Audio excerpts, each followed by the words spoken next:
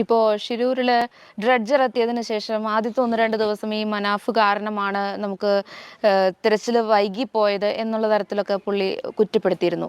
ജിതിനാണ് ആ കുറ്റാരോപണം ആക്കിയത്. കാരണം വെച്ചിട്ടുണ്ടെങ്കിൽ ഡ്രഡ്ജർ വരാൻ വൈകിപ്പിച്ചു, ഞങ്ങൾ വഴി തിരിച്ചു വിട്ടു. അപ്പോൾ ഈ ജിതിന് പറഞ്ഞു കൊടുക്കാന്നില്ല ആ സ്പോട്ടിൽ വണ്ടി ഉണ്ടെന്ന്. എന്തുകൊണ്ട് പറഞ്ഞു കൊടുത്തില്ല?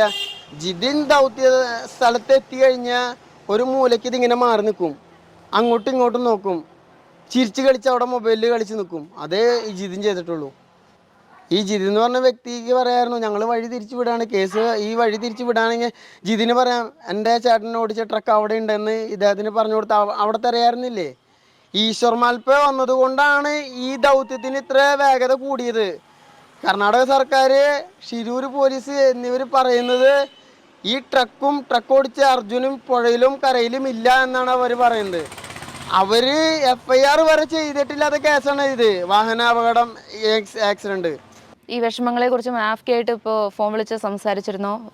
അദ്ദേഹം വിളിക്കുമ്പോഴൊക്കെ കരയാ. അതേപോലെ ഈശ്വർ മാൽപ്പ അണ്ണൻ ഇതൊന്നും അറിയരുത് എന്നാണ്, ഈ അപരാധങ്ങളും ആരോപണങ്ങളൊക്കെ അദ്ദേഹം അറിയരുത്. അദ്ദേഹത്തിൻ്റെ കുടുംബം പോലെ അദ്ദേഹത്തിൻ്റെ ജീവൻ പണയം വെച്ചിട്ടാണ് ആ പുഴയിലെ ആഴങ്ങളിലേക്കൊക്കെ ഇറങ്ങുന്നത്. അപ്പോൾ അദ്ദേഹം അറിഞ്ഞു കഴിഞ്ഞാലുള്ള വിഷമം നമുക്ക് മനസ്സിലാക്കാന്നുള്ളൂ. സ്വന്തം മക്കൾക്ക് 3 മക്കൾക്ക് കാഴ്ചയില്ലാത്ത മക്കളാണ് ഈശ്വർ മാൽപ്പയുടെ.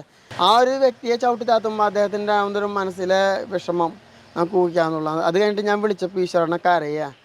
എന്നെ എന്തിനാ അവരിങ്ങനെ പറഞ്ഞത്, ഞാനൊരു പൈസയ്ക്ക് വേണ്ടിയല്ലല്ലോ ഞാൻ അവിടെ വന്നത് എന്നൊക്കെ പറഞ്ഞു എന്നെ ഇപ്പോഴും വിളിച്ച് കരയാണ്. അപ്പോൾ ഞാൻ പറഞ്ഞു ഈശ്വരനെ കരയണ്ട, ആര് ചതിച്ചാലും ദൈവം എന്ന് പറഞ്ഞ ഒരാൾ മുകളിലുണ്ട്, അതാണ് രേവത എന്ന് പറഞ്ഞ് എന്നെ ആശ്വസിപ്പിക്കുക. കാരണം ഞാൻ എൻ്റെ അണ്ണനെ പോലെ, എൻ്റെ ഒരു ഏട്ടനെ പോലെ ഞാൻ ഇന്നും ആളുടെ കൂടെ വന്ന് നിൽക്കലും കാര്യങ്ങളൊക്കെ ഉണ്ട്.